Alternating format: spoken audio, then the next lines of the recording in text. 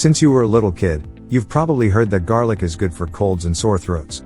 We have all heard it before, perhaps even sharing that same tip at one time or another.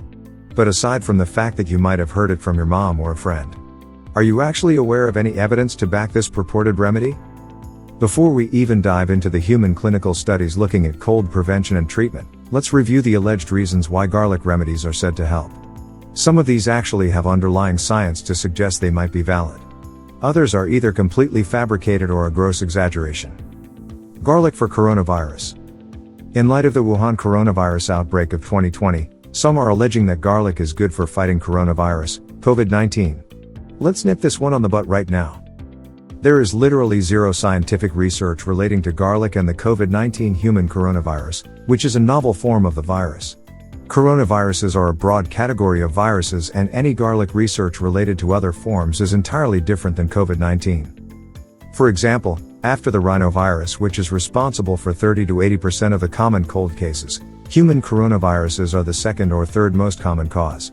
An estimated 15% of colds are caused by them. However, those are not the same thing as the COVID-19 form, which originated out of China. On PubMed, there's only one piece of medical literature involving garlic extract for preventing or treating a coronavirus. It was using chicken eggs. People who claim garlic can treat coronavirus are spreading a dangerous lie. It should not be used for any infection, or any disease for that matter. Totally unrelated to infections and immunity, perhaps the best research for garlic supplements is related to supporting cardiovascular benefits, but those are not proven. Natural antibiotic. Many nutritional websites claim you should chew a clove of garlic to stave off the common cold. Some even allege that as a natural antibiotic, it works in a manner similar to Cipro and other prescriptions for sinus infections. They allege you should only use fresh garlic for colds, not cooked or processed powder. Why? Because when you crush a fresh clove of garlic, a chemical reaction occurs which releases allicin, which has the purported antibiotic properties. After it is heated or time has passed, the allicin breaks down. Some sources recommend chewing the garlic right away, while others say it should be crushed and allowed to sit for 15 minutes while the enzymatic activity takes place to create the allicin. False and irrelevant. In our review of natural antibiotics, we examined all of the studies about garlic. Most of the studies, and there are only a few, involved infections caused by H. pylori, E. coli, and Staphylococcus aureus, aka staph infections. Does garlic have antimicrobial properties? Yes, it seems to, but its potency appears weak relative to medications, and some studies concluded there was actually no antimicrobial benefit. For those studies which suggested that garlic is a natural antibiotic, they were very clear it's no substitute for prescription treatment. It is not potent like antibiotic Impinum. Impinum is a type of 4 antibiotic. Even if garlic did work, only sinus infections and some sore throats can be caused by bacteria. Influenza and the cold are caused by viruses, which are not bacteria. Even potent prescription antibiotics will have zero effect against the rhinovirus, which is the most common type of virus that causes colds. Antiviral. True, many things can help soothe and temporarily relieve the side effects of a cold, like a runny nose or a scratchy throat. But as far as addressing the root cause, the virus, something would need to have antiviral activity to even have a chance of being helpful. To be clear, so there is no confusion, nothing in existence today has been proven as a cold cure. No prescription medications exist. So-called herbal remedies which are sold over the counter like Sambucol black elderberry do have some intriguing research behind them, but they remain unproven. For the flu, there are the oral antiviral medications Tamiflu, oseltamivir, and Relenza, zanamivir.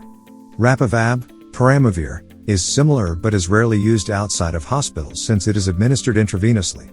Those are the only FDA-approved and medically proven flu treatments. However, one major drawback is that Tamiflu can be ineffective against the flu, as well as the similar medications, called adamantanes. Also, in order to work, treatment must begin at the start of catching the flu. There are side effects which must be weighed too, versus the potential benefit. But even with early diagnosis and treatment, there are Tamiflu-resistant flu viruses.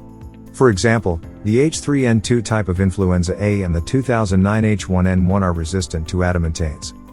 While these medications do work against the vast majority of strains, how much they help is debated.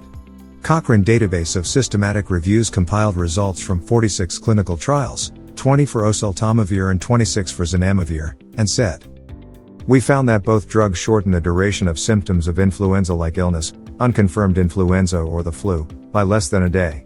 Oseltamivir did not affect the number of hospitalizations, based on the data. Shaving off less than a day is better than no improvement, but it's hardly impressive. Even though a need exists, it doesn't mean people should be optimistic that garlic treatments can be developed to fill that void, based on today's research. Insufficient evidence. There is research which suggests that antiviral garlic properties may exist, but the evidence is limited and mostly confined to lab experiments using viruses in a petri dish or similar. For example, the extract was found to have an antiviral effect on the cytomegalovirus, CMV, in research. A 2016 study found it had inhibitory effects on infectious bronchitis virus, IBV, in chicken embryos. We didn't see any about fighting the flu in a petri dish. While interesting, studies like these don't tell us anything about whether they can help thwart viruses in the human body. Nor do we even know if garlic helps dogs, cats, or any other animal pet. These experiments use test tube or similar methods, not living and breathing animals. Decongestant and expectorant. It is said that raw garlic is a natural expectorant for chest congestion, as it helps loosen mucus in your throat so you can cough it up. How to use garlic as a decongestant for a runny nose is pretty straightforward. The home remedy instructions typically involve peeling a couple of raw cloves and thoroughly chewing one at a time for a few minutes. Swallow and then repeating with another clove. Doing so on an empty stomach is advised against. The raw cloves are known to cause heartburn, so it wouldn't be a good idea for some people, especially right before bed. For the chew, some recommend first mashing and mixing with lemon juice or apple cider vinegar. The problem is that both of those liquids are highly acidic and can permanently damage your teeth's enamel when they're not adequately diluted. Many add honey to make the taste more palatable, which seems like a safer bet versus ACV or lemon. It might help. Among the three claims, this one seems to be the most plausible. Even without looking at a clinical study, you know that feeling you get when you bite into raw garlic. The intense pungent taste can instantly trigger a sinus reaction, causing your nose to run or have a sneezing attack. Normally that side effect would be undesirable, but when you're sick with a cold, you want relief from severe nasal congestion. You want to be unstuffed and able to sneeze. Pseudoephedrine works great for that, but it also can cause nasty side effects for some like a rapid heartbeat, dizziness, and anxiety. Due to cardiac conditions, some people can't use over-the-counter medications like that even if they wanted to. So the appeal of a natural remedy for this symptom has widespread appeal beyond the organic and naturopathic folks. If you enjoyed this video, kindly press the like button. Also don't forget to subscribe with notifications on, so that you don't miss out on videos like this. Thank you for watching.